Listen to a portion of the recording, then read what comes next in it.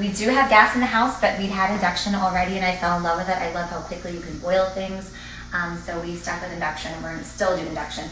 Another thing I do in kitchen, so I take the fridge and its little microwave zone over there. Then I like to take the range and make a focal wall out of it. And then I like to take the sink and get it on another wall and make a focal wall of this. Everyone's like, are you tired? I'm like, it's really not that bad to walk, 18 feet to here. I'm good with it. But first time I made that decision, I was scared. I think this is our third or fourth kitchen with this layout. I just love it so much, and generally my clients get the same layout. So yes, don't call if you don't want to walk, I guess.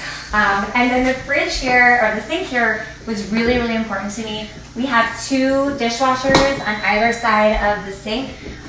We have 5 dishwashers. We have 5? Okay, children, yes. You can't wash dishes yet.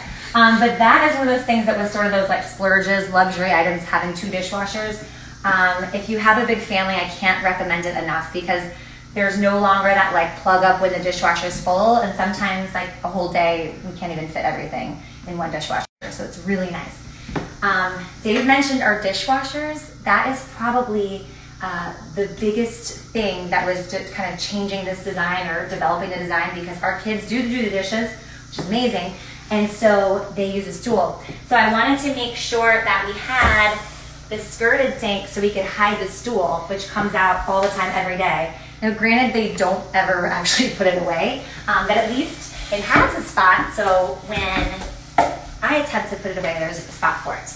And then what I did here, which is also really good for kids dishwashing, is if you can, I don't know if you can see here on the side, but this sink is angled, so it comes out, there's a 3-inch angle where the countertop is here, and this comes out 3 extra inches. That little angle and all of that has saved so much in terms of water falling down, because it kind of just like comes up to their waist, and it's just a lot less spillage, which I like. There's still a ton of spillage. We had to refinish the floors here because of these kids, but also a massive sink. Massive sink. So the other thing I love to do, if possible, most people do put the sink under a window. I will if I can, but when I can't, functionally I like the sink a little bit better because I love a wall-mounted faucet. And this one's an articulating faucet. I love it. So we don't have a sprayer, but if you see, this baby can just like reach the whole thing.